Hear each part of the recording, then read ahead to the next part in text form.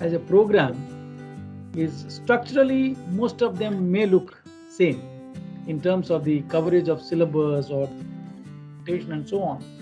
What makes a program different at a given institution is the way it is executed, the way it is delivered, the way students are engaged, the way the kind of practical aspects are brought into the program.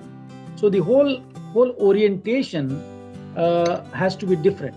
So institutions like Symbiosis and the Hyderabad campus particularly, we focus on this program more as a training program rather than an academic degree program. In fact, in most of the industry forums, we often have we are often blamed. We, in sense, the B-school community, there are 5,000 of them in the country operating at various levels in various formats.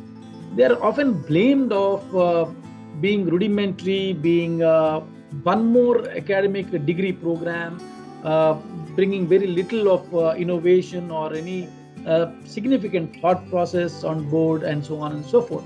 Institutions of the stature of Symbiosis and other prominent business schools like IIMs and XLRI and SPJNs and so on, what makes a difference is the way the program is delivered and the orientation. As I said, the orientation is completely as a training program focused on bringing hands-on experience while learning while doing as an approach, and that differentiates the entire model of delivery, because you have to bring in that kind of a pedagogy, you have to bring in that kind of paraphernalia and experts, which is a combination of practitioners and academicians.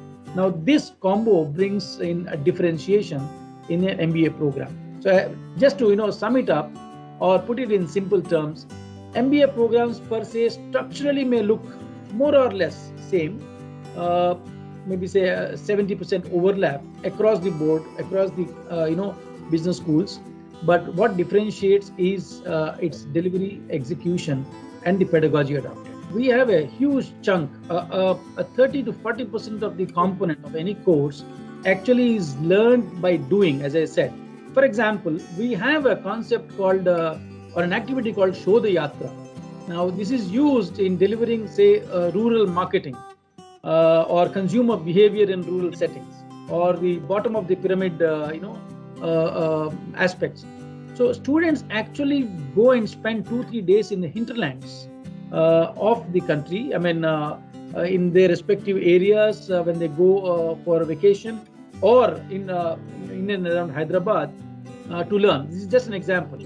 Similarly, when we talk about, say, trading and equity valuation and all, in fact, the 70% of the actually delivered on live screens, live trading screens from prominent broking houses in the country, and Bloomberg training and all that.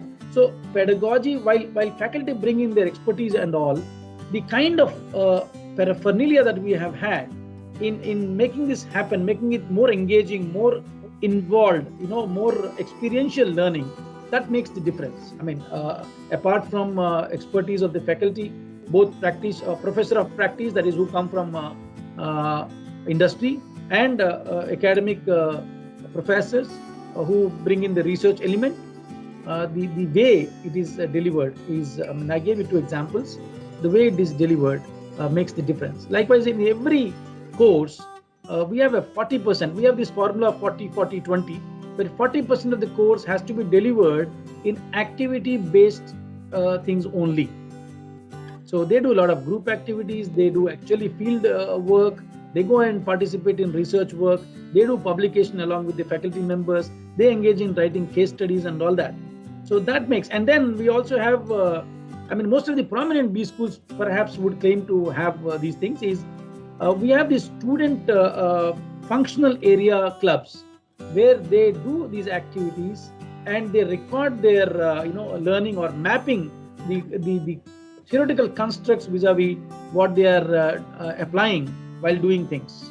Sure, certainly this debate of which is better, PGDM or MBA, has been a superficial debate we have been doing for almost more than a decade now. Ever since the standalone PGDM institutions have come into vogue, this debate actually started, picking up the fire. But let me tell you that at least I strongly feel that there is no difference as such in terms of the structure of the program or the value of the credential. Perhaps the difference is most of the MBAs earlier. I mean, when the private B schools or the standalone autonomous AICTE approved one faculty B schools started operating, I think since mid 90s. These autonomous institutions were on one side, and then we had these MBA institutions which are affiliated to university system. Now, these affiliated colleges would offer MBA a degree issued by a university, while the standalone institutions, including that of IIMs, would offer PGDM. Now, the differentiation was brought in saying that these autonomous colleges have greater flexibility in terms of their curriculum better, having more active participation of industry in designing the curriculum, little more flexibility in terms of how it is delivered and all that stuff. So, and then affiliated institutions would always wait for the university clearance, the university board of studies to take a initiative to revise curriculum, which normally would happen in 3 to 5 years and so on. But management being a discipline which is very, very dynamic, and it has to keep pace with the changes in the business environment and the economy, the speed with which the program could adopt to or get updated to the industry requirements was the differentiator. But that differentiation was always brought in terms of PGDM is better than MBA or MBA is better than PGDM. So there were arguments on both sides. So those who say ki if you have to go for higher studies and all, you should have an MBA degree, PGDM is not valid. That was one argument on the MBA side, especially coming from the affiliated colleges. And on the other side, you have the PGDM guys are better because the market acceptability or the corporate acceptability or the placement potential is pretty high because these guys are in tune with the market. So these two are the large arguments fielded. But I see this differentiation to be very superficial, and especially now with the IIM Act coming into force, IIMs are now offering an MBA degree.